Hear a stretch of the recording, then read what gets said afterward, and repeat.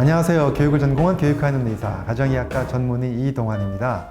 2021년 반가운 당신의 첫 번째 주인공으로 건강보험 심사평가원의 약제관리실 김정은 과장님을 모셨습니다. 안녕하세요. 저는 약제관리실 신약등재부에서 근무하고 있는 김정은이라고 합니다. 오늘 이 자리에 교육하는 의사로 유명하신 이동환 박사님을 뵙게 되어 너무 반갑습니다. 네, 저도 반갑습니다. 혹시 요즘 근황이 어떠신가요? 저는 요즘에 진료도 열심히 하고 있고요. 또 여러 가지 기업에서 교육도 하고 있고, 그리고 또 제가 하는 유튜브 채널 교육하는 의사 이동환 TV에서도 열심히 유튜버로 활동을 하고 있습니다. 약제관리실이 국민들한테 질 좋은 약을 적정한 가격에 제공할 수 있도록 여러 가지 업무를 수행하고 계시잖아요. 네. 오늘 그 자세한 이야기를 한번 들어보려고 하는데요. 네. 사실 약사님 하면은 우리가 떠오르는 동네 약국에서 이렇게 열심히 제조해 주시는 선생님이 제일 먼저 떠오르거든요. 근데 어떻게 이렇게 심사평가원에 들어가게 되셨는지 궁금합니다. 네, 저는 이제 건강보험 심사평가원에는 2018년 상반기에 입사를 하게 되었고요. 네. 입사 전에는 제약사와 마케팅 에이전시에서 영업과 마케팅 업무를 진행했었습니다. 제약사에 계셨었군요. 네. 약사로서의 이제 전문성을 살리면서도 네. 내가 하는 일이 좀 사회에 도움이 되고 보람을 느낄 수 있었으면 좋겠다라는 생각으로 심평원에 입사하게 되었습니다. 사실 최근 이제 약제관리실 이야기를 들어보니까 이 외부 청렴도가 굉장히 향상이 돼서 역대 최고점을 기록하면서 좋은 평가를 받고 있다고 제가 들었거든요. 한번 우리 약제관리실 부서 소개를 좀 부탁드리도록 하겠습니다.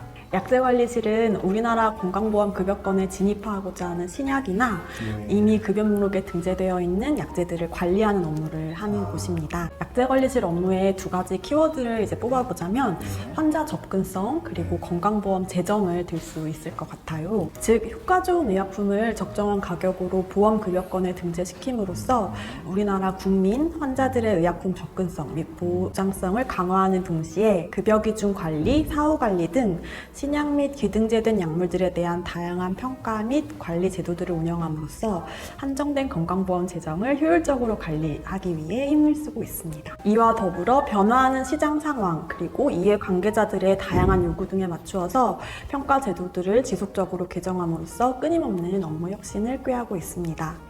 약제관리실 내에는 약제관리부, 약제기준부, 신약등재부, 약가산정부, 약제평가부, 약가재평가지원부가 있으며 이 6개 부서가 약제와 관련된 업무들을 전문적으로 또 유기적으로 진행하고 있습니다. 네. 굉장히 다양한 부서가 있네요. 그 안에는 또 우리 약사님도 계시고 또 간호사 선생님도 계시고 여러 가지 보건의료직 선생님들이 계실 것 같은데 우리 과장님은 어떤 부서에 속해서 어떻게 일을 하고 계신지 좀 구체적으로 좀 설명을 해주셨으면 좋을 것 같아요. 제가 속해 있는 신약등재부에서는 이제 말 그대로 신약을 건강보험 급여권으로 등재시키는 업무를 하고 있습니다. 우리나라는 지난 2006년부터 의약품 선별 등재 제도를 운영하고 있습니다. 네, 이는 치료적 가치와 경제적 가치가 우수한 의약품을 선별해서 보험급여를 적용하는 것인데요. 저희들은 신약의 임상적 유용성, 비용 효과성, 또 재정 영향, 재외국 등재 현황, 보건 의료에 미치는 영향 등 해당 신약에 대해서 좀 다각적으로 평가를 해서 요양급여의 적정성 여부 그리고 적정한 가격 수준을 검토합니다. 네, 뿐만 아니라 지난 2014년 정부의 중증질환 보장성 강화 정책의 일환으로 시작된 위험분담제, 경제성 평가 자료 제출 생략 제도 등을 지속적으로 운영 및 개선함으로써 기존 제도에서는 급여권으로 들어오기 어려웠던 고가의 항암제나 희귀질환 치료제에 대해서도 건강보험 급여 적용을 가능하도록 역량을 집중하고 있습니다. 이를 통해 국민 개개인은 허가 후 비급여로 사용되는 의약품을 건강보험 적용으로 환자 부담이 완화된 가격에 사용할 수 있게 되고요. 그리고 국가적으로는 건강보험 약제비 관리를 통해서 건강보험 재정 유지가 가능해지게 됩니다. 신약등재부는 특히 환자와 국가에게 도움이 되는 여러 가지 업무를 진행하는 만큼 업무 무게에 따라 순서도 체계화되어 있을 것 같습니다. 과장님은 어떤 업무를 담당하고 있으신가요? 저는 신약등재부의 등재팀에서 업무를 진행하고 있습니다. 먼저 제약사가 신약의 등재를 위해서 심평원으로 평가를 신청하게 되면 해당 약제에 대한 검토가 이제 시작되게 됩니다. 저희는 먼저 질환에 대한 검토를 먼저 하게 되고요.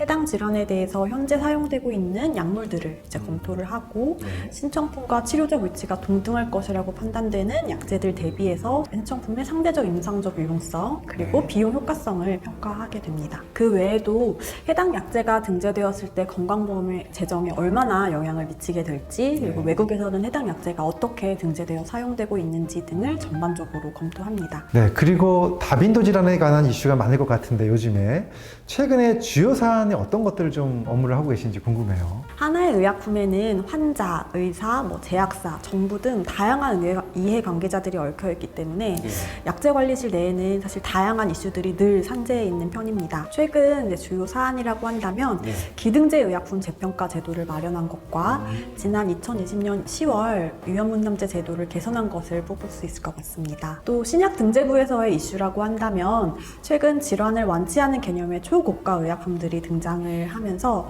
현행 평가 방법으로는 해당 약제의 비용 효과성 입증이 어렵고 불확실성이 매우 큰 것이 당면한 과제인데요. 국가 차원에서는 고가 의약품에 대한 환자의 접근성을 보장함과 동시에 보험 재정 유지에 기여할 수 있는 적절한 평가 방법 마련이 필요할 것 같습니다. 제가 짧은 질문을 한번 드려볼게요. 자, 심평원이란 과장님에게 과연 무엇일까요? 아시겠지만 심평원이 최근에 이제 원주로 이전을 하게 되었거든요. 그렇죠. 저는 그 전까지는 한 번도 부모님과 떨어져서 지내본 적이 없습니다. 네, 근데 이제 회사 심평원을 다니면서 원주에서 어떻게 보면 새로운 삶을 지금 네, 살고 있어요. 밥 같은 것도 직접 처음으로 좀 해먹어보고 집안일도 스스로 해보고 심평원은 저에게 새로운 인생을 이렇게 인생. 펼쳐지게 해준 새로운 인생을 펼쳐지게 곳이지 않을까, 그런 생각이 듭니다.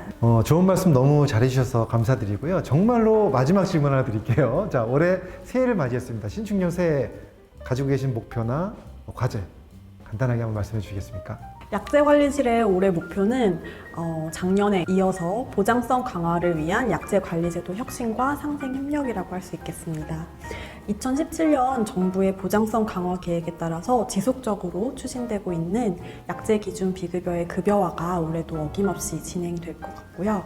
그리고 작년에 제도를 마련한 기등재 의약품의 급여 적정성 재평가도 올해 평가 대상 성분에 대한 재평가가 시행될 예정입니다. 신약 등재부에서는 신약들의 급여 적정성 평가 및 위험문남제 운영을 계속해서 진행을 해 나갈 것이고요. 앞서 말씀드린 것처럼 고가 의약품들에 대해서도 등재 관리 방안을 마련해 나갈 예정입니다. 네, 정말 올해도 또 좋은 과제와 목표를 가지고 열심히 하실 것 같은데 잘 이루어지길 바라고요. 지금까지 이렇게 건강보험심사평가원 약제관리실 김정은 과장님 모시고 좋은 이야기 들어봤습니다. 앞으로도 우리 국민들의 건강을 위해서 열심히 해주실 거죠? 네, 알겠습니다. 이상 마치겠습니다. 감사합니다.